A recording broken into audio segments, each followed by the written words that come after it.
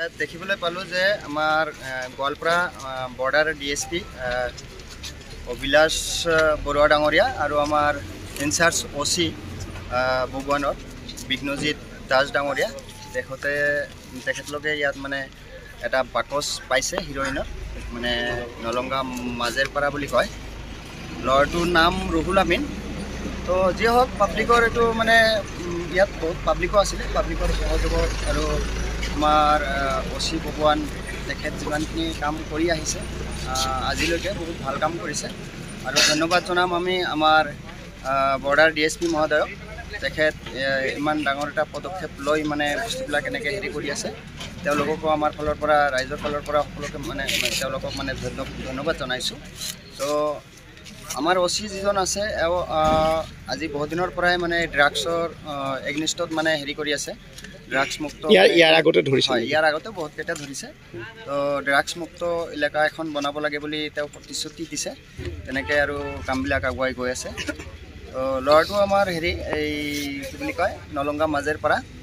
ল'ৰাটোৰ নাম ৰুহুল আমিন বুলি গম পাইছোঁ। তুমি ইয়াতে ঠাইখিনিৰ নাম কি? এইখিনি কোদালকাটি পেট্ৰল পাম্প বুলি কয়। ভাৰত পেট্ৰলিয়াম এইটো হয়, ভাৰত পেট্ৰলিয়াম। ইয়াতে হাতীলৈতে ধৰিলে। হয়।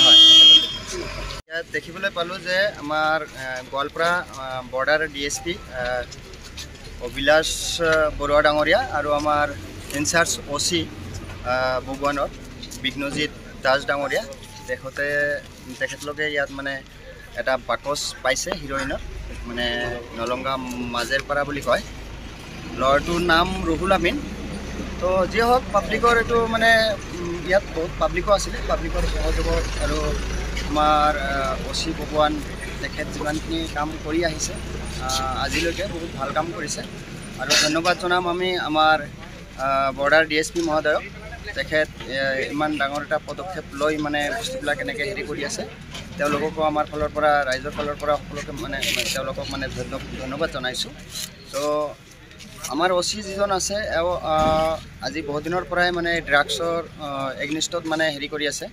ড্ৰাগছ মুক্ত ইয়াৰ আগতে বহুত কেইটা ধৰিছে।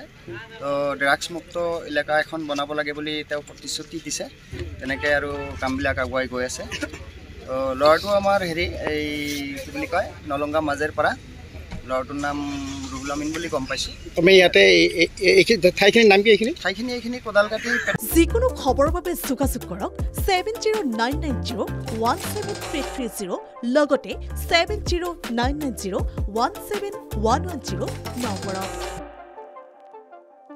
যিকোনো খবৰৰ বাবে যোগাযোগ কৰক 7099017330 লগতে 7099017110 নম্বৰত।